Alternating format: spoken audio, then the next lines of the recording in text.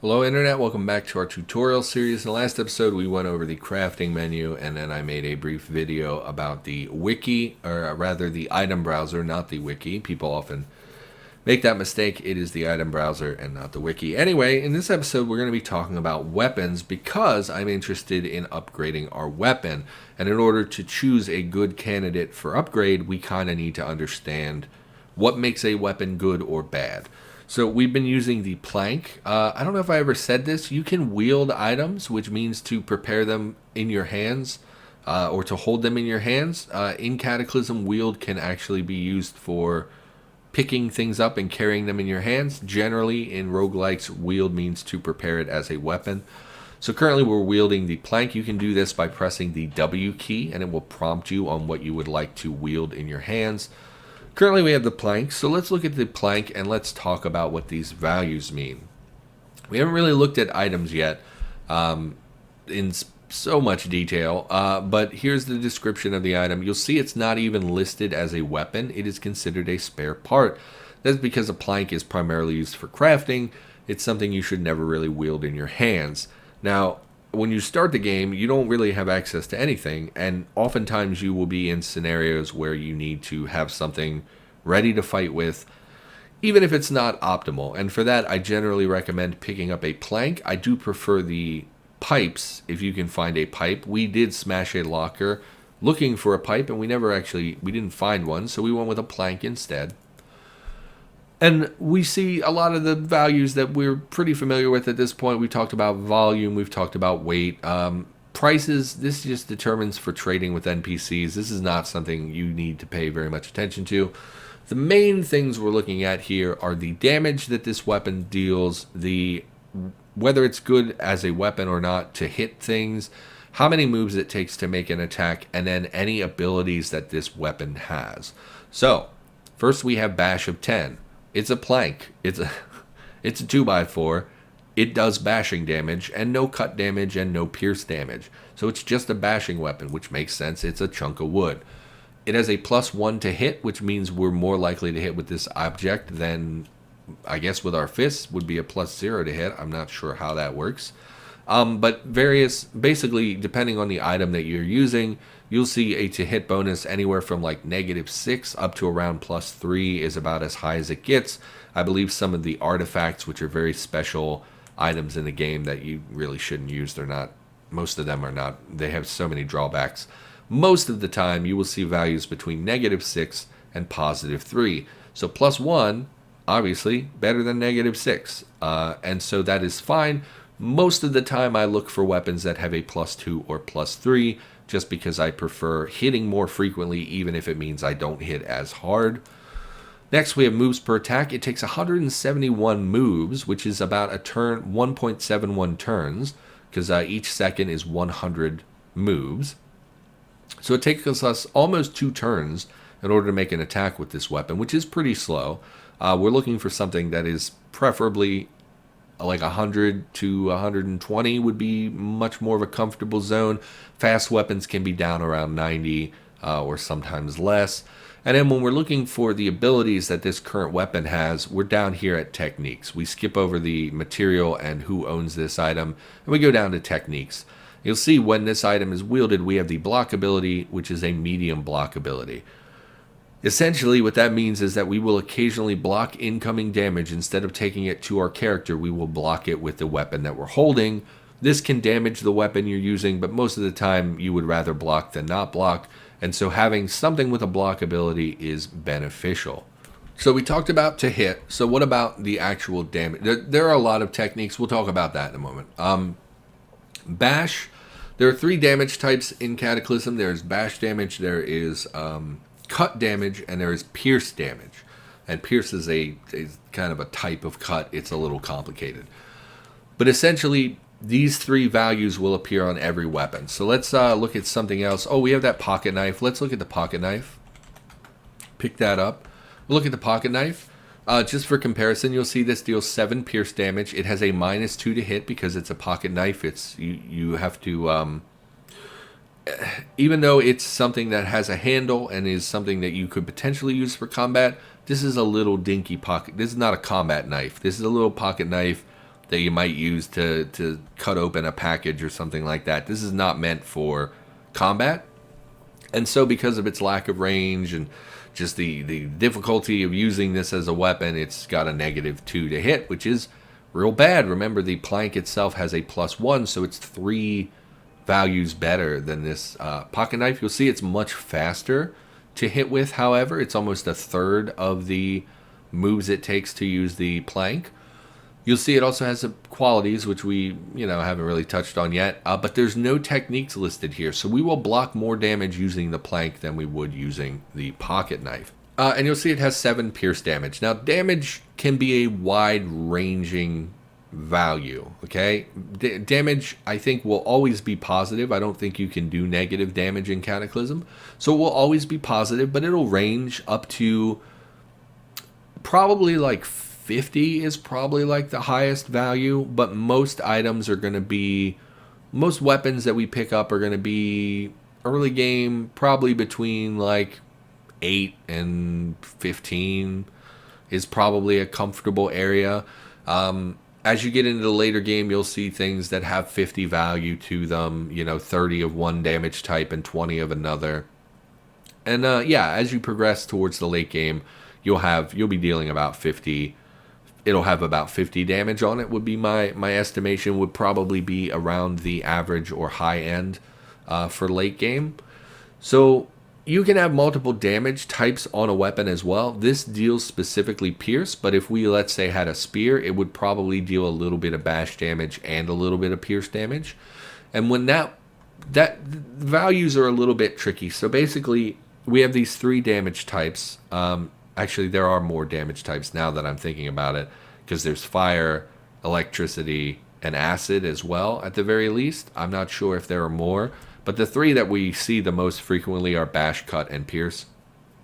And so the way damage works is that when you hit an enemy, let's say we hit something with our pocket knife, we're dealing 7 points of damage or whatever, we have to beat its piercing armor. So each enemy will have armor for each different damage type. So let's say we're fighting something that has an armor of 3. Well, we're probably going to get through that most of the time, and we're going to deal damage to that enemy, a reduced amount based on that armor. So like if we're fighting something like a soldier zombie and we shoot it with a bullet, it's going to deal less damage because that enemy has armor than if we shot an unarmored enemy with that bullet. Does that make sense? So in the early game, it's not super important because most things don't have armor, so you just pick whatever has the most value to it. So if we had something that had like 7 pierce and 10 bash, we would just use that because on most enemies, we're going to get like 17 damage because they don't have any armor. As the game progresses, it becomes more important to pick values that will beat armor. So that 7 and 10, once we get to later game with enemies that have armor, it checks armor separately. So first it checks pierce armor, then it checks bash armor, and it reduces both of those numbers based on the armor. So it's better to pick a high damage weapon that can just beat one specific armor rather than split your damage among the different damage types. So in the early game, having a pierce and bash weapon is fine. In the late game, you would really rather have something that's 100% pierce or 100% bash, because then you only have to beat that one armor value. You don't have to spread it out among 2. Hopefully that makes sense. I know that that's a little confusing and a little complicated. We will start to experience that as we get into the mid to late game. But for now, because the early game is filled with enemies that have no armor, it does not really matter. So in the early game, I usually just pick whatever has like the highest damage and a good to hit bonus. The techniques are also very important. There are a lot of different techniques in the game, and I will often pick items that have good techniques over items that have a lot of damage. So why don't we start looking at our crafting menu and see if we can compare some weapons a little bit better. So we'll just tab over to the weapons tab, and currently all we can make is the cudgel and the pointy stick. So let's compare those 2 things. We're going to look over here where this the item is listed. This is not important. We can work around different tools and different components. We don't need to worry too much about that at the moment. Let's just look at the value of these items. So the cudgel is just basically a rod of wood. While traditionally intended as a training tool for many dueling moves, it still makes a good melee weapon in a pinch. And so what we're looking at here, it has 8 bash damage, which is not high, but is fine. A to hit bonus of +2, which is good. We want +2 or +3 preferably. Moves per attack is about 111, which is fine. That's pretty much around the average. And then it has these 3 techniques. Instead of just 1 technique, it actually has 3. The first is Precise Strike. It stuns for 2 turns on a critical. So if we hit an enemy with a critical while we're using this weapon, it will stun them for 2 turns, which is great. We also have the Rapid Strike ability, which says 50% moves and 66% damage. What this means is that we have a chance when we attack to do a Rapid Strike instead of a regular strike. What that means is that it will cost 50% of our moves, so it will only be 55 moves instead of 111 moves, but it will deal 66% damage. So instead of dealing 8 damage at 111 moves, it would do 55 moves and, I don't know, probably 6 damage would be my guess.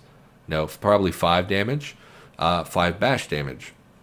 Additionally, it has Parry, which is a high blocking ability. You'll remember our Plank had a medium block ability, so using this weapon will be an increased chance of us blocking incoming damage, which is really good. So, the Cudgel, in a lot of ways, is a great first tier weapon. Now, as the game progresses, Rapid Strike becomes less valuable because, again, we're trying to beat armor values, and, if we hit for 66% damage, we're way less likely to beat their armor. But in the early game, Rapid Strike is one of my favorite abilities, so I often will lean towards items that have that Rapid Strike ability, and a high blocking ability is also very valuable in the early game. When you don't have medical supplies and you really need to mitigate as much damage as possible, because you don't have good armor and you can't really heal yourself up very quickly. So let's look at the pointy stick by comparison. You'll see this has 4 bash and 8 pierce, so it is more damage than the Cudgel. Has a +1 to hit, which is worse than the Cudgel, and it only has a medium block ability. And so, just from comparing these 2 weapons, the pointy stick deals more damage at 12 than the Cudgel does at 8, but with the Rapid Strike ability, we're going to hit more frequently with the Cudgel. Even though this is slightly faster, the Rapid Strike ability will trigger occasionally. And we have the high block ability, which is objectively better than a medium block ability. So of these 2 weapons, the major things that I'm looking at tell me that the Cudgel is probably the best thing for us. That said, let's talk about the metagame in Cataclysm. In Cataclysm, I use blunt or cutting weapons primarily because I just don't care, and I like using different things. But, 80% of all Cataclysm players play with spears, okay? And the reason for this is that when you use, let's say, the Cudgel, you have to be right next to the enemy in order to hit them, and what that means is that they can hit you back. Most people use spears because spears can attack one more tile. So you can have a tile between you and your enemy and hit them without them being able to hit you back most of the time. Some of them have different abilities and stuff that we'll talk about as we get there. But most people use spears, and in general, it is recommended for new players to use spears. So for me, I would pick the Cudgel, but other people would say, let's look for a spear. And we can search for spear if we want to, but I'd rather look manually because some items are not listed as spear, but can still make reach attacks. So for instance, a spike on a stick is not listed as a spear. If we search for spear, this won't show up. But if we look right here, it says this item can be used to make reach attacks. And reach attacks are what I was talking about, where you can hit with a tile even in between you and the enemy. And to make this, we would require some things that we don't currently have. We need a long pole, a stick, or a pool cue, or a broom, none of which we have. We would require a knife of some sort, which I'm not sure why, because it's supposed to be a spike. We can just use a spike, which is something we can craft. And it requires some kind of cordage to tie that spike to the stick. This deals 17 damage total. It has a +1 to hit, and it has a medium block ability. So even though this is not as good as a Cudgel from a damage over time, rapid strike, high block ability perspective, +2 to hit, all the good stuff that the Cudgel had, even though this is worse than that in every regard except for damage, this can make reach attacks, which is a much safer weapon to use because you can keep distance between you and enemies and kite them especially if you took my advice when we started the world and reduced the zombies' speed and durability slightly. So it'll be very easy to kite enemies in that situation. So I think the spear on the stick is probably what we should make, even though I personally don't really use spears anymore because I kind of feel like they're cheap and a little overpowered.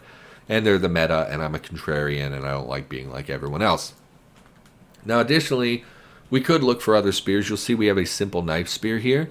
The difference between the spear spike on a stick and the knife spear is that the knife spear actually requires a knife. So you take apart a proper knife that has like a full tang, that you actually take apart and you bolt it to a stick, as opposed to the spike on a stick, which is literally a spike that we put on a stick. Now, the other thing worth noting is that this is a flimsy item, and what that means is that it's going to break really, really quickly, and because it's the early game, we don't have the ability to repair them. If we look, you'll see this item is repaired with a miscellaneous repair kit, which is pretty hard to make unless you have a lot of stuff. The extended toolkit, which is a bionic that we don't have. An arc welder, which is a welder that we don't have, or a makeshift welder. Both of those require high skills to make.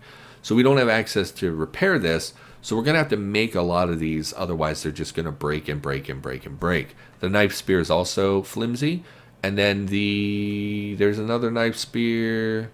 Doesn't look like we have access to. Weird.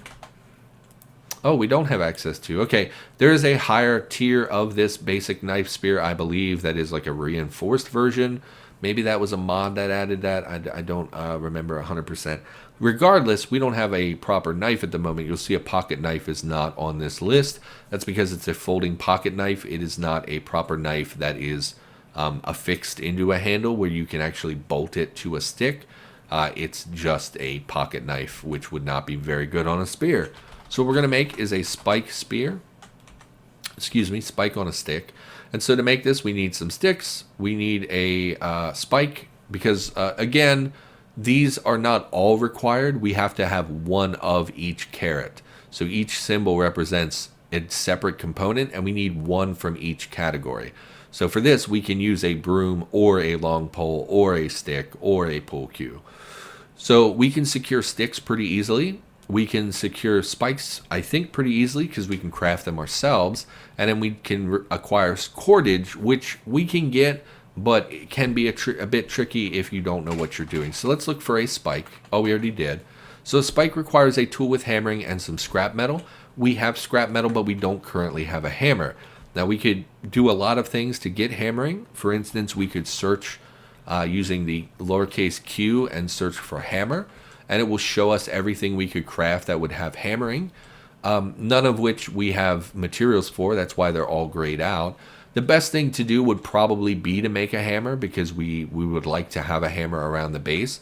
But for the time being, probably we're just going to smash these lockers in hopes of getting a pipe, because if we look at a pipe, you'll see it has a level 1 hammering quality. So we'll pick that up.